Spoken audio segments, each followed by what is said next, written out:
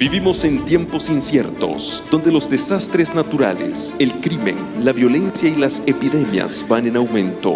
Los seres humanos viven con inseguridad y temor. En el libro de Apocalipsis encontramos respuestas a nuestros temores e inseguridades. Nos revela el pasado, el presente y el futuro, pero sobre todo, el Apocalipsis es la revelación de Jesucristo.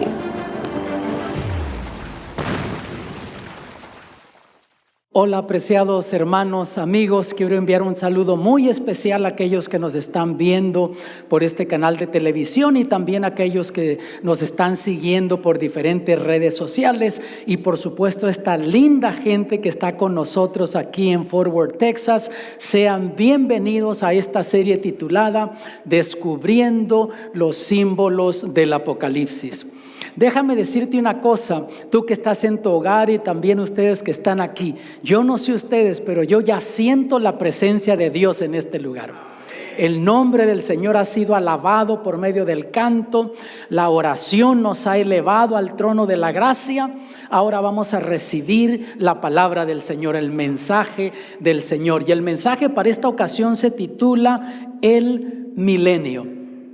Y cuando vamos a ver cómo está estructurado el libro de Apocalipsis, descubrimos que está dividido en dos partes. La parte histórica tiene que ver con la historia de la iglesia, comenzando desde el primer siglo, avanzando hasta el tiempo en el que vivimos y cuando por fin Jesús aparece en gloria por su iglesia. Capítulos 1 al 14, lo que tú lees allí, prácticamente todo ya se ha cumplido, queda muy poco por cumplirse. Ahora pasamos a la segunda parte, la parte escatológica, lo que tiene que ver con los eventos del fin, capítulos 15 al 22, y de eso nada se ha cumplido todavía. Pero una vez que se comienzan a cumplir esos eventos finales escatológicos, se cumplen rápida y dramáticamente, y Jesús aparece en gloria por su iglesia.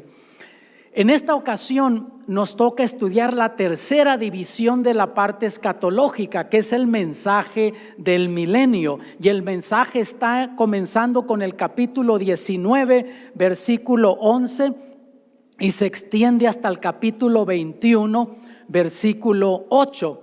Y es interesante que cuando la gente llega a hablar del milenio, piensa en estudiar el milenio, estudia solo el capítulo 20 de Apocalipsis. No sé si eso te ha pasado a ti, pero sabes tú que el mensaje del milenio comienza desde el capítulo 19, versículo 11 y se extiende hasta el capítulo 21, versículo 8. Mira cómo comienza en el capítulo 19, versículos 11 y 12. Entonces vi el cielo abierto y he aquí un caballo blanco, y el que lo montaba se llamaba Fiel y Verdadero, y con justicia juzga y pelea. Sus ojos eran como llama de fuego, y había en su cabeza muchas diademas, y tenía un nombre escrito que ninguno conocía sino él. Aquí hay varios simbolismos en estos dos versículos y vamos a descubrir que conforme se va desarrollando esta escena del milenio, van surgiendo diferentes simbolismos.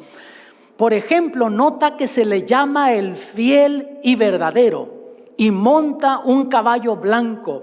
En esa escena, con ese lenguaje dramático, impresionista del Apocalipsis, se muestra a Jesús viniendo en un caballo blanco y eso es símbolo de victoria. El Señor Jesús viene a esta tierra por su iglesia, pero viene victorioso. Luego dice que sus ojos eran como llama de fuego, eso es símbolo de su gloria. Él viene glorioso, maravilloso, victorioso. Y la escena se sigue desarrollando porque dice que había en su cabeza muchas diademas y las diademas son símbolo de poder. No solamente viene victorioso, no solo viene en toda su gloria, sino que viene todopoderoso. Él dijo que cuando viniera por segunda vez, dijo que vendría en toda su gloria y con la gloria del Padre, acompañado de todos sus santos ángeles. Y el versículo 13 y 14 describen lo siguiente: estaba vestido de una ropa teñida en sangre, y su nombre es el Verbo de Dios.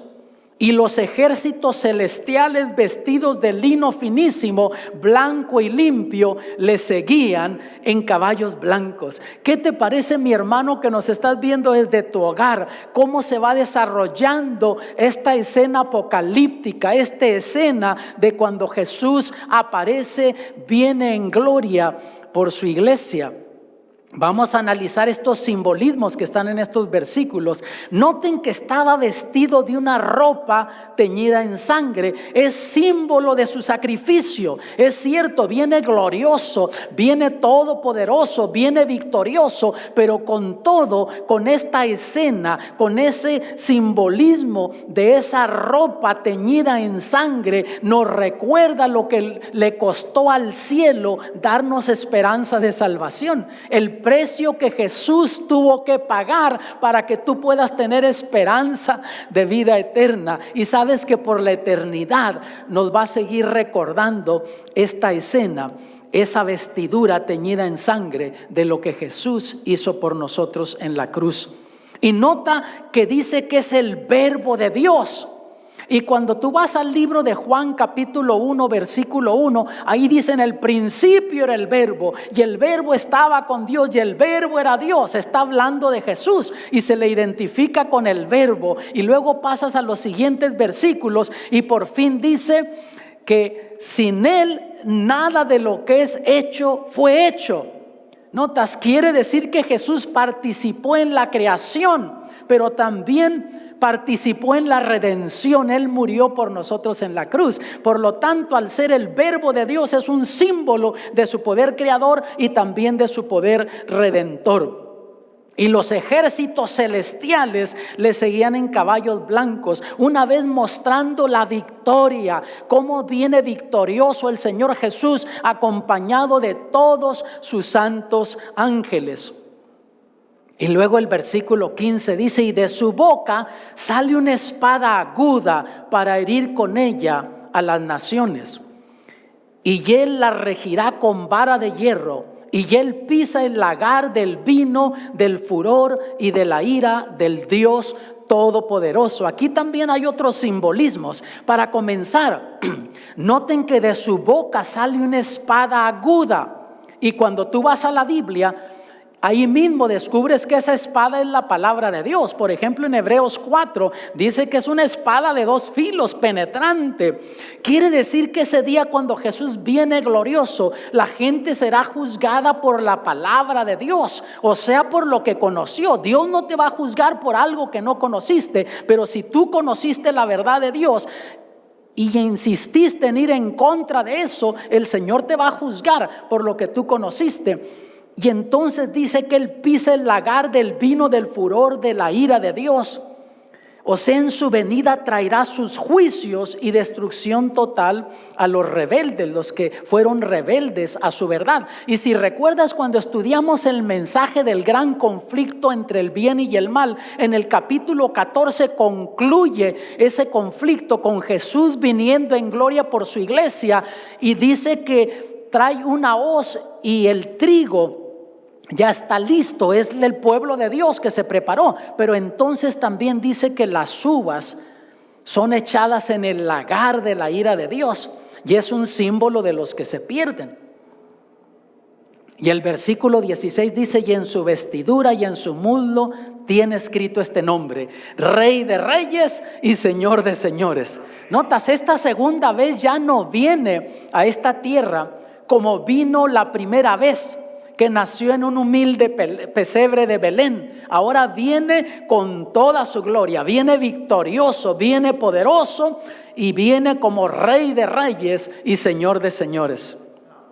Y el versículo 19 dicen: vean, y ve a la bestia y a los reyes de la tierra y a sus ejércitos reunidos para guerrear contra el que montaba el caballo y contra su ejército. Aquí está por culminar ese gran conflicto, esa batalla que comenzó en el cielo, esa batalla que se ha seguido peleando durante esta tierra, está por concluir. Pero nota una cosa interesante: el capítulo 19 cierra allí, el capítulo 20 retoma esa misma escena, pero con otros elementos. En el capítulo 20, con ese lenguaje también dramático, impresionista, simbólico, comienza a describir algo interesante.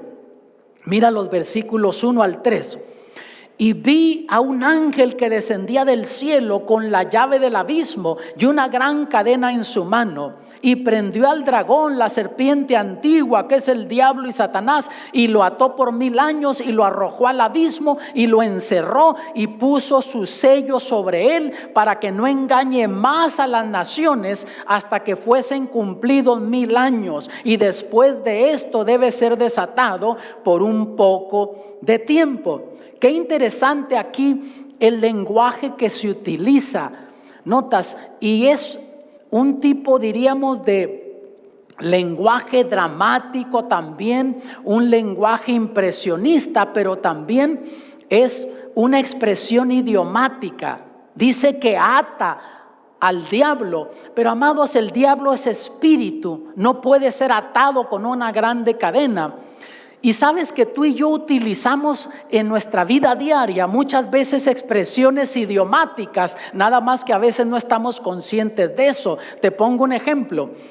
Tú pensabas salir de tu casa a tiempo para venir a esta reunión. Y estabas por salir y alguien te llama y es una llamada importante, una emergencia, y la atiendes, y cuando por fin logras terminar la llamada, cuelgas el teléfono, sales corriendo, quieres encender tu carro y escuchas que hace el auto, la batería se descargó. Vas y le pides al vecino que le pase corriente, enciendes tu auto, sales y apenas has salido un poco queriendo entrar al 35 y al freeway, y sientes que tu auto como que se hace hacia un lado. Te estacionas, se rompió una llanta y ahí deprisa la cambias y vienes, y justo aquí en la Everman Parkway hay un accidente y te bloquean y estás desesperado, y por fin limpian el tráfico y logras pasar. Llegas barrido aquí y alguien te pregunta: hermano, ¿cómo le fue hoy? Estuve atado, dices. Pero no que te ataron físicamente, que te amarraron físicamente. Fueron las circunstancias que te rodearon que te hicieron sentir así. Y vamos a descubrir que lo mismo le sucede al diablo en ese momento cuando Jesús aparece en gloria. Va a haber una serie de circunstancias que lo van a rodear, que va a hacer que esté atado. Y ya en esta escena vamos a ir entendiendo esos diferentes elementos, esas circunstancias que van a ir sucediendo en esta escena. Vamos a ver entonces los eventos que suceden cuando Cristo viene en gloria por su iglesia, aparece por su iglesia. Lo primerito que sucede, amados, es lo que la Biblia le llama la primera resurrección. ¿Quiénes resucitan allí? Todos aquellos que murieron en Cristo, que bajaron a la tumba con la bendita esperanza de vida eterna, de salvación. Al aparecer Jesús en gloria, ellos salen de la tumba victoriosos. Vean lo que dice en Primera de Tesalonicenses 4:16, cómo lo describe el apóstol Pablo. Porque el mismo Señor, con aclamación, con voz de arcángel y con trompeta de Dios, descenderá del cielo. Y los muertos en Cristo resucitarán primero. Y nota que aquí el apóstol Pablo identifica una primera resurrección. Y si hay una primera resurrección, tiene que haber por lo menos una segunda resurrección. Y de hecho la Biblia nos habla de esa segunda resurrección. Pero aquí, cuando Cristo viene en gloria, esa primera resurrección es para aquellos que murieron en Cristo, que bajaron a la tumba con la bendita esperanza de la salvación. En Apocalipsis 26 lo describe de esta manera: bienaventurado y santo el que tiene parte en la primera resurrección. Noten que hay consistencia en la Biblia no se contradice. Lo dice el apóstol Pablo en Tesalonicenses. Aquí el apóstol Juan, por inspiración divina, dice que son santos, o sea, bienaventurados, privilegiados, aquellos que resucitan cuando Jesús aparece en gloria y resucitan en esa primera resurrección. La segunda muerte no tiene potestad en estos. Antes serán sacerdotes de Dios y de Cristo y reinarán con él 1000 años. Ahora, si aquí se identifica una segunda muerte, quiere decir que por lo menos hay una primera muerte. Y de hecho, la Biblia nos habla de dos tipos de muertes. Ya en un estudio pasado, cuando estudiamos el mensaje de los 7 sellos, cuando llegamos al 5º sello, yo expliqué la diferencia entre la primera muerte y la segunda muerte. Pero estos cristianos que bajaron a la tumba en Cristo con la bendita esperanza de la salvación, pues sufrieron la primera muerte, lo que la Biblia le llama estar durmiendo, descansando en el sueño de la muerte. Pero dice que para ellos la segunda muerte, que es la muerte eterna, la destrucción eterna, no tiene potestad sobre ellos. ¿No te parece maravilloso eso? Y dice que reinarán con Cristo 1000 años. Y entonces los que están en Cristo, vivos, viviendo, le podemos llamar los justos, son llevados al cielo también. No solo los que resucitaron, porque mira cómo lo describe el apóstol Pablo ahora en el versículo 17 de Primera de Tesalonicenses capítulo 4. Luego nosotros, los que vivimos, los que quedamos, seremos arrebatados juntamente con ellos en las nubes para recibir al Señor en el aire, y así estaremos siempre con el Señor. Qué bendita promesa, ¿no te parece? Y luego en el libro de Corintios el apóstol Pablo sigue hablando de esto. Mira, 1 Corintios 15 versículos 51 y 52.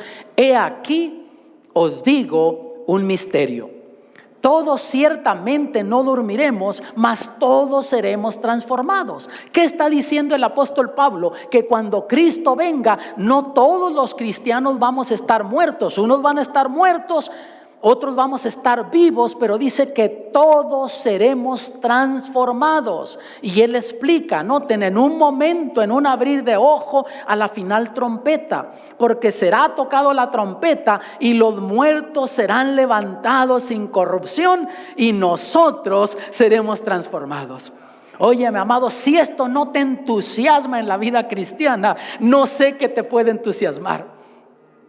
Y nota que va a ser como un abrir y cerrar de ojos. O sea que en la muerte no hay lapso de tiempo. Gente que murió hace 100 años atrás, 1000 años atrás, si murieron en Cristo, cuando resucitan, para ellos fue como que apenas habían cerrado los ojos y lo siguiente, estaban viendo a Jesús venir en gloria. ¿No te parece maravilloso? Yo recuerdo el caso de cuando murió un sobrino nuestro, hijo de la hermana de Angie, de Berta, un niñito de 2 años. Estoy hablando por allá en los años 70, murió de leucemia, un niñito muy querido. Y en aquel entonces la ciencia no había avanzado tanto como hoy en esa área. Y yo estaba orando, dije, ¿cómo Berta se va a sostener en este momento? Porque, amados, no es lógico que un padre tenga que enterrar a un hijo.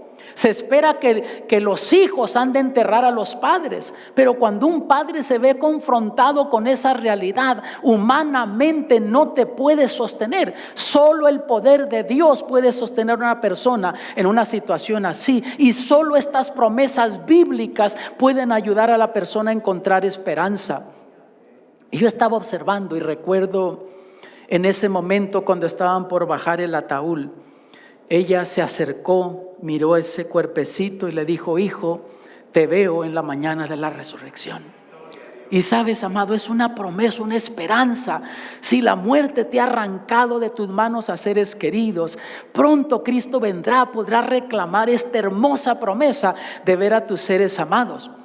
Ahora, en ese momento, cuando vino Cristo, va a haber gente que va a estar viviendo, que no está viviendo en Cristo. Va a haber gente que murió, que bajó a la tumba, pero que no murió en Cristo. Ellos no resucitan y los que están vivos son destruidos con la gloria de Cristo. En Tesalonicenses, 2 de Tesalonicenses 1:7, el apóstol Pablo habla del pueblo de Dios. Mira, y a vosotros que sois atribulados, dar reposo con nosotros cuando se manifestará el Señor Jesús del cielo con los ángeles de su potencia. Has sido tú perseguido, has sido maltratado por vivir la vida cristiana. El Señor te promete que pronto viene a darte reposo, a quitar esas cargas de ti. Pero entonces el versículo 8, vean cómo dice: que viene en llama de fuego para dar el pago a los que no conocieron a Dios ni obedecen el evangelio de nuestro Señor Jesucristo. Yo no puedo entender cómo es ese día glorioso cuando Jesús aparece en gloria por su iglesia, que para los que murieron en Cristo, para los que estemos viviendo también, representa glorificación, representa vida eterna. Pero para aquellos que están viviendo, que no estaban viviendo la vida cristiana, para ellos es como llama de fuego. Yo no puedo explicar eso. Lo único que puedo hacer, amado, es relatarte un evento bíblico. Cuando Moisés subió al monte Sinaí, él quiso ver a Dios. Iba a recibir los 10 mandamientos y él sentía la presencia de Dios porque temblaba el monte. Él escuchaba a Dios porque Dios le estaba hablando, oía la voz de Dios, pero no miraba a Dios. Dios había velado su gloria y Moisés quiso ver a Dios. ¿Y qué le dijo Dios? Mira, nadie puede verme y vivir. En esta condición pecaminosa no podemos ver a Dios en su gloria. Pero entonces, como Dios amaba tanto a Moisés como te ama a ti y a mí, le quiso cumplir ese caprichito. ¿Te ha pasado a ti que a veces le pides cosas a Dios que no necesitas y igual Dios te las cumple? Es porque Dios te ama, ¿no? Si no te vas a destruir con eso que le pides a Dios, a veces son caprichos, Dios te los da. Entonces Dios le dijo, muy bien, métete en el hueco de esa peña. Y Moisés se metió allí y la Biblia dice que Dios tapó con su mano ese hueco. Y entonces por ahí pasó Dios y desplegó su gloria. Y Moisés logró ver solamente las sombras de las espaldas de Dios. Y cuando bajó del monte Sinaí no sabía lo que le estaba sucediendo a Moisés, a él mismo. Pero cuando llega donde estaba el pueblo no lo podía mirar directamente a la cara. Parecía como que intentaban ver directamente al sol al mediodía cuando está iluminando con todo. Y se tuvo que poner un velo Moisés por un tiempo hasta que se le fue apagando esa gloria. Ahora te imaginas lo que va a hacer cuando Cristo venga. Viene en toda su gloria, con la gloria del Padre y con la gloria de todos sus ángeles del cielo. Con razón va a ser como un fuego consumidor para estas personas. Pero el apóstol Pablo dice que nosotros lo vamos a ver cara a cara. Le veremos porque dice que seremos como Él es, seremos transformados. Mira, en Apocalipsis 25 nos dice esto: pero los otros muertos no volvieron a vivir hasta que se cumplieron 1000 años. O sea, Cristo vino por su iglesia y sucedió la primera resurrección. Pero esta segunda resurrección no toma lugar hasta después de 1000 años.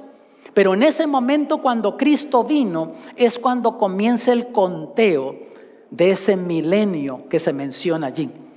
¿Cuántos de ustedes lo han leído en el libro de Apocalipsis, hermanos? Milenio, déjenme ver sus manos. Me van a tener que decir en qué Biblia, hermanos. Saben que eso no está en la Biblia, la palabra milenio. Pero sí está 1000 años. Y milenio quiere decir un periodo de 1000 años. Eso sí está en la Biblia, ya lo leímos, ¿sí o no? Entonces, hay eventos que suceden durante los 1000 años. Para comenzar, la tierra queda desolada, es un abismo. Lo describe la Biblia. Dios le dio una visión al profeta Jeremías de lo que sería esta tierra durante esos 1000 años. Mira, capítulo 4, versículos 23 al 26. Miré la tierra y he aquí que estaba asolada y vacía, y los cielos y no había en ellos luz. Miré los montes y he aquí que temblaban, y todos los collados fueron destruidos. ¿Recuerdan cuando miramos el mensaje de las 7 últimas plagas? Si tú estuviste en esa presentación, recuerdas que cuando cae la 7ª plaga, Cristo aparece en gloria por su iglesia y la tierra se convulsiona. Hay un temblor como nunca antes hubo. Queda todo devastado. Y sigue diciendo Jeremías: miré y no parecía hombre, y todas las aves del cielo se habían ido. Miré y he aquí el Carmelo desierto. Él notó algo peculiar. Fuera de que la tierra estaba un caos, destruida, no miraba seres vivos durante ese periodo de tiempo. ¿Por qué? Porque cuando Cristo vino en gloria se llevó a su pueblo al cielo, y los muertos están todos muertos, los pecadores. Durante esos 1000 años no hay seres humanos viviendo aquí, y todas las ciudades eran asoladas a la presencia de Jehová, a la presencia del furor de su ira. Todos los impíos están muertos durante esos 1000 años. En el capítulo 19, a propósito, dejé 2 versículos que ilustran también esto. Noten ustedes, voy a regresar al capítulo 19, versículos 17 y 18. En ese lenguaje dramático, simbólico, impresionista, dice el apóstol Juan: y vi a un ángel que estaba en pie en el sol y clamó a gran voz, diciendo a todas las aves que vuelan en medio del cielo: venid y congregaos a la gran cena de Dios, para que comáis carnes de reyes y de capitanes, y carnes de fuertes, carnes de caballos y de sus jinetes, y carnes de todos, libres y esclavos, pequeños y grandes. Con ese lenguaje describe lo que sucede. O sea, hay cuerpos regados por todos lados en putrefacción. Va a ser un evento horrendo. Ahora, amados, anoche o en la presentación pasada descubrimos que el Señor nos invita a la cena de las bodas del Cordero. De esa cena quieres participar, pero no de la cena de Dios, porque la cena de Dios aquí se menciona, es la destrucción de los impíos, y simbólicamente diciendo que las aves pueden comer esos cuerpos en putrefacción. Jeremías miró eso. Mira lo que dice en el capítulo 25, versículo 33: y serán muertos de Jehová en aquel día, desde el un cabo de la tierra hasta el otro. No se endecharán, ni se recogerán, ni serán enterrados, como estiércol serán sobre el haz de la tierra. ¿Por qué razón no van a ser enterrados? Y de paso va a haber cuerpos en putrefacción, repito, por todas partes del mundo. Aquí dice por los 4 ángulos de la tierra. Va a ser algo horrendo esta escena. ¿Por qué no van a ser enterrados? No hay quien los entierre, el pueblo de Dios está en el cielo. Por esos 1000 años los muertos todos están muertos. Y entonces Satanás estará atado en la tierra desolada. Mira lo que dice el versículo 3 de Apocalipsis 20: y arrojó al abismo, y arrojólo al abismo, y le encerró y selló sobre él, porque no engañe más a las naciones hasta que 1000 años sean cumplidos. Y después de esto es necesario que sea desatado un poco de tiempo. Nota, son circunstancias que le rodean. No tiene a qué intentar. El pueblo de Dios todos en el cielo, los muertos todos muertos, los pecadores, no tiene a quien causarle dolor, sufrimiento. Y entonces Satanás estará acompañado de los ángeles caídos. Es todo lo que hay aquí en esta tierra: Satanás y sus secuaces, aquellos que lo siguieron en rebelión en contra de Dios, porque el pueblo de Dios está en el cielo. ¿Y qué hace el pueblo de Dios en el cielo? Está ocupado en el juicio. Va a ser interesante eso. En el libro de Daniel habla de libros. Hay libros en el cielo, y el pueblo de Dios participa de ese juicio. Mira lo que dice en Apocalipsis 24: y vi tronos, y se sentaron sobre ellos, y les fue dado ¿qué? Juicio. ¿De qué juicio está hablando? Porque el juicio tiene 3 fases. Ya mencioné un poco de eso en otro estudio pasado. Está el juicio investigador, que está tomando lugar ahora en el cielo. Cuando termina esa fase del juicio es cuando Jesús dice: hecho es.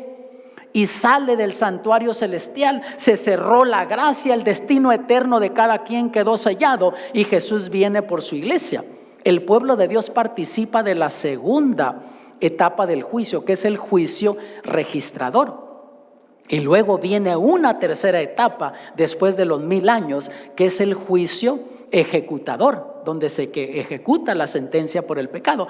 ¿Qué es el juicio registrador? En unos momentos les voy a explicar, pero noten: y vi las almas de los degollados por el testimonio de Jesús y por la palabra de Dios, y que no habían adorado la bestia ni a su imagen, y que no recibieron la señal en sus frentes ni en sus manos, y vivieron y reinaron con Cristo 1000 años.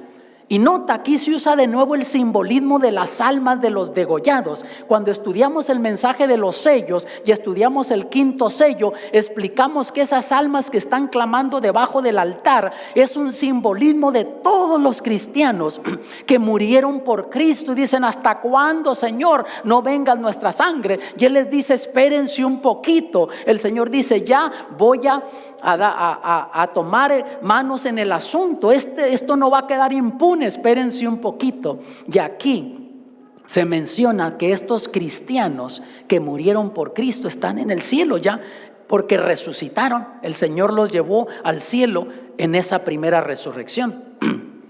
El apóstol Pablo, mira lo que dice en 1 Corintios 6, 2 al 3. ¿O no sabéis que los santos han de juzgar al mundo? ¿Y qué dijimos que es un santo? Un santo no es otra cosa más que un pecador arrepentido, perdonado y justificado por Cristo Jesús. Y si el mundo ha de ser juzgado por vosotros, sois indignos de juzgar cosas muy pequeñas. ¿O no sabéis que hemos de juzgar a los ángeles, cuánto más las cosas de este siglo? ¿De qué ángeles está hablando? De los ángeles caídos, de Satanás y de los que lo siguieron en rebelión.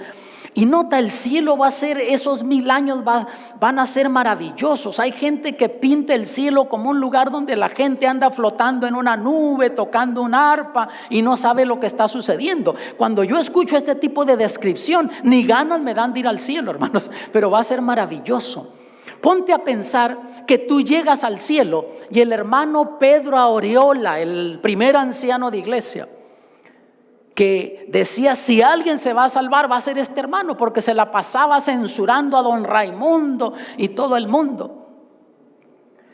Y dices, ¿y qué pasó? No está aquí, Dios se equivocó. Para eso están los libros, no que tú vas a decidir en el destino eterno de la gente. Eso ya está decidido cuando terminó el juicio investigador. Dios te permite que vayas a ver para que veas que sus juicios son justos y santos, como dice ahí en Apocalipsis.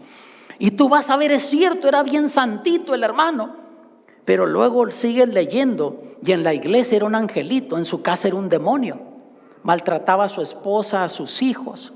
El Espíritu de Dios lo quería alcanzar con un canto, con un sermón. Eso es para la hermana Panchita. El hermano Toño necesita. Juan Charrasqueado es el que necesita eso. Y todo mundo necesitaba, menos él, que no pudo hacer Dios más por esa persona. Tú dices, bueno, Dios tenía razón, se perdió. Y de repente vas caminando por medio de la plaza de la Nueva Jerusalén y te topas con tu vecino, con Juan Charrasqueado, aquel amigo que era borracho, mujeriego, jugador. Ni siquiera le querías hablar de Cristo. ¿Para qué pierdo mi tiempo con él? Y Juan Charrasqueado se mudó de barrio, no supiste más de él. Pero ahí lo encuentras. Óyeme, ¿cómo se le coló a Dios? Vas a ver ahí. Y es cierto, cuando lees en los libros, lees la vida de él, y era todo lo que tú creías de él y un poquito más todavía. Pero sigues leyendo y descubres la parte que no conociste de la historia de Juan Charrasqueado. Se mudó a otro barrio. Su matrimonio casi se le destruye, sus hijos llegan a la adolescencia, se le rebelan, su salud se le quebranta, cae al fondo el hombre, porque eso es lo que el pecado hace. No puedes esperar otra cosa mejor si tú decides vivir una vida en rebelión en contra de Dios. Pero cuando cayó al fondo no sabía dónde más ir, clamó a Dios y Dios tenía a alguien listo para hablarle de Cristo. Le presentó el evangelio. Juan Charrasqueado aceptó a Jesús. De ahí en lo adelante fue un buen esposo, un buen padre. Ayudó a otros que estaban en crisis para que también salieran de esos problemas. Tú lees eso y dices, oye, Dios tenía razón. Dios no se equivocó. Para eso es ese juicio registrador, para que quedemos convencidos por la eternidad que los juicios de Dios son justos, santos y verdaderos. Y que si alguien se perdió, no fue porque Dios así lo quiso. Dios luchó, no se dio por vencido con esa persona. Pero por fin no hubo otra alternativa, se cerró la gracia y esa persona siguió rechazando el amor de Dios. Algunos me han preguntado, pastor, ¿y esos 1000 años son 1000 años literales o son 1000 años simbólicos? ¿Se está hablando en terminología simbólica aquí en profecía o es literal? Mira, mi amado, hay gente que discute teológicamente y se acalora discutiendo que si son 1000 años literales o 1000 años proféticos. Pero déjame decirte, si son 1000 años literales, pues son 1000 años. Si son 1000 años proféticos, pues serían 360,000 años. Pero en la eternidad, donde el tiempo no contará más, ¿qué diferencia hay de 1000 años a 360,000 años? Si el Señor es eterno y promete ofrecernos la eternidad. Ahora vemos los eventos que suceden después de que terminan los 1000 años. Lo primerito, los impíos resucitan. Son resucitados al terminar los 1000 años. Lo dijo el versículo 5 de Apocalipsis 20. Pero los otros muertos no volvieron a vivir hasta que se cumplieron 1000 años. Notas, terminó esos 1000 años y entonces resucitan. Pero amados, no van a resucitar como resucitó el pueblo de Dios en la primera resurrección, al principio de los 1000 años. Estos que van a resucitar en esta segunda resurrección, al fin de los 1000 años, van a resucitar como bajaron a la tumba, con esos cuerpos enfermos, esas mentes depravadas, cochambrosas, pecaminosas. Así van a resucitar. Va a ser horrenda esa segunda resurrección. Y entonces Satanás es suelto de su prisión, ya tiene a quien tentar. Vean lo que dice el versículo 7. Cuando los 1000 años se cumplan, Satanás será suelto de su prisión. Ya tiene a quien engañar, ya tiene a quien causarle dolor, sufrimiento. Y en ese mismo momento la santa ciudad de Dios desciende a la tierra. Mira el versículo 2 del capítulo 21. Recuerden que el mensaje se va hasta el versículo, dijimos, 8 de Apocalipsis 21. Aquí todavía está hablando del mensaje del milenio y dice: y yo, Juan, vi la santa ciudad Jerusalén nueva, que descendía del cielo de Dios, dispuesta como una esposa ataviada para su marido. No te pierdas la siguiente presentación, se va a titular La Nueva Jerusalén. Y vamos a descubrir que cuando Dios menciona en el Apocalipsis la Nueva Jerusalén, está hablando de esa ciudad, pero también es un símbolo del pueblo de Dios. Y aquí nos está diciendo que es una esposa ataviada para su marido. Y amados, por más hermosa que sea una ciudad de oro, Jesús no murió por una ciudad de oro. Jesús murió por ti, por mí, murió por su iglesia. Y entonces Satanás reúne a los impíos alrededor de la ciudad.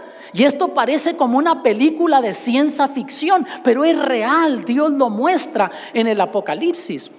Y mira lo que dicen los versículos 7 y 8. Cuando los 1000 años se cumplan, Satanás será suelto de su prisión y saldrá a engañar a las naciones que están en los 4 ángulos de la tierra, a Gog y Magog. Aquí hay un simbolismo. ¿Quiénes fueron Gog y Magog? Fueron los peores enemigos del pueblo de Dios en los tiempos bíblicos. Es un símbolo, hermanos, de los enemigos del pueblo de Dios. Aquella gente que le ha hecho la guerra al pueblo de Dios. Y es triste decirlo, pero a lo mejor son familiares tuyos, amigos, vecinos, que te hicieron la guerra y tú viviste la vida cristiana y Dios trató de tocarlos por medio de tu paciencia, de cómo viviste la vida cristiana. No te desesperaste con el trato que te daban y con todo insistieron en seguir viviendo como ellos querían. Ahí van a estar. En el mensaje de las 7 plagas, cuando leímos de Salmo 91, dice: tú mirarás con tus ojos la recompensa de los impíos. Ahí van a estar. Y dice: a fin de reunirlos para la batalla, el número de los cuales es como la arena del mar. Aquí se va a concluir al fin esa batalla que comenzó en el cielo, que se sigue peleando en esta tierra, por fin se va a concluir ahí. Y nota que dice que los que se pierden son como la arena del mar, otra expresión idiomática. Y con eso nos dice Dios que son tantos que humanamente, con matemática humana, no se pueden contar. Y no porque Dios así lo quiso, porque ellos eligieron así. Juan 3:16 lo dice: de tal manera amó Dios al mundo que ha dado a su Hijo unigénito, para que todo aquel que en él crea no se pierda, mas tenga vida eterna. Amado que nos ves desde tu hogar, Dios te quiere salvar a ti. Te quiere dar la vida eterna y hará todo lo posible para que tú tengas vida eterna, menos forzar tu voluntad. Tú que estás aquí, es una oportunidad que Dios te esté extendiendo para que entiendas su amor, para que decidas, no para que termine esta serie y salgas diciendo: oh, aprendí mucho del Apocalipsis. Ojalá que esa no sea tu actitud, que digas: conocí a Jesús. Supe que Dios me ama y me entregué a Cristo y ahora tengo esperanza de vida eterna. Y Satanás reúne a todos los impíos alrededor de la ciudad, pensando que pueden vencer esa ciudad, pero son destruidos, hermanos. Vean el versículo 9: y subieron sobre la anchura de la tierra y rodearon el campo de los santos y la ciudad amada. Les hace creer que si logran vencer esa ciudad y entrar, que entonces se les resuelve el problema del hambre, de la enfermedad, del sufrimiento que están experimentando, que los que están allí dentro son culpables. Y los logra engañar con esa mente cochambrosa que tiene el diablo. Los logra engañar y él mismo logra creer eso. Pero entonces mira la última parte del versículo 9: y de Dios descendió fuego del cielo y los consumió. Lo acabó con ellos. Aquí termina ese conflicto. Sin embargo, hay otra escena en los versículos 11 al 15 del capítulo 20 que humanamente no sé por qué Dios la puso allí, pero tiene un propósito. Mira lo que dice: y vi un gran trono blanco y al que estaba sentado en él, de delante del cual huyeron la tierra y el cielo, y ningún lugar se encontró para ellos. Y vi a los muertos, grandes y pequeños, de pie ante Dios, y los libros fueron abiertos, y otro libro fue abierto, el cual es el libro de la vida. Está hablando de una escena de juicio que comenzó en el cielo, ese juicio investigador. Con esto Dios está diciendo que Él fue justo, no decidió nada más arbitrariamente quién se salvaba, quién se perdía. Hubo un juicio, tuvieron oportunidad, pero eligieron que sus nombres no estuvieran en el libro de la vida. Y fueron juzgados los muertos por las cosas que estaban escritas en los libros, según sus obras. Y el mar entregó los muertos que había en él, y la muerte y el Hades entregaron los muertos que había en ellos. El Hades es una palabra griega para referirse a la tumba. Hay gente que murió en el mar. No sé cómo va a ser Dios para que salgan de ahí para enfrentar la tercera fase del juicio, que es el juicio ejecutador. Otros saldrán de la tumba. Y fueron juzgados cada uno según sus obras, y la muerte y el Hades fueron lanzados al lago de fuego. Esta es la segunda muerte. O sea, con esto Dios dice que la muerte ya no más va a existir más. Notas, la tumba ya no más va a existir. Y el que no se halló inscrito en el libro de la vida fue lanzado al lago de fuego. Por eso es que es tan importante que tu nombre esté escrito en el libro de la vida. Y eso sucede en ese acto de fe, cuando tú aceptas a Jesús por medio del bautismo y naces a una nueva criatura en Cristo. Tu nombre es escrito en el libro de la vida. Es real esta batalla, comenzó en el cielo, se ha ido peleando por los diferentes siglos en la historia. Pero ¿sabes dónde está la batalla más grande que se pelea cada día? Es en tu mente. Cada día hay una batalla. Al comenzar el día hay una batalla entre el bien y el mal. Y Dios quiere que salgas victorioso, pero el diablo te va a pintar el mundo atractivo, te va a pintar esto, lo otro, aún cosas buenas, para mantenerte tan ocupado que no tengas tiempo para tu vida espiritual. Mira lo que dijo Jesús en Mateo 25:41, hablando de lo que será ese día. Entonces dirá también a los que estarán a la izquierda: apartados de mí, malditos, al fuego eterno preparado ¿para quién? Para el diablo y sus ángeles. Ese fuego que Dios tiene preparado, que no ha caído, que no está ardiendo todavía. Cuando hablamos del quinto sello yo expliqué eso. No está ardiendo ahora, pero Dios lo tiene preparado, y va a caer ese fuego y azufre del cielo. Lo tiene preparado ¿para quién? Para el diablo y sus ángeles, porque ellos son los responsables de la desobediencia, la rebelión, de la muerte, del pecado. Para ti, para mí, el Señor preparó la vida eterna. Y mira lo que dice Isaías 28:21: porque Jehová se levantará como en el monte Perasim, como en el valle de Gabaón se enojará para hacer su obra, su extraña obra, y para hacer su operación, su extraña operación. ¿Sabes por qué ese día va a ser una obra extraña para Dios? Porque la naturaleza de Dios no es de destruir, es de crear. No es de causar dolor, sino dar felicidad. Esa es la naturaleza de Dios. Pero Dios no tuvo otra alternativa.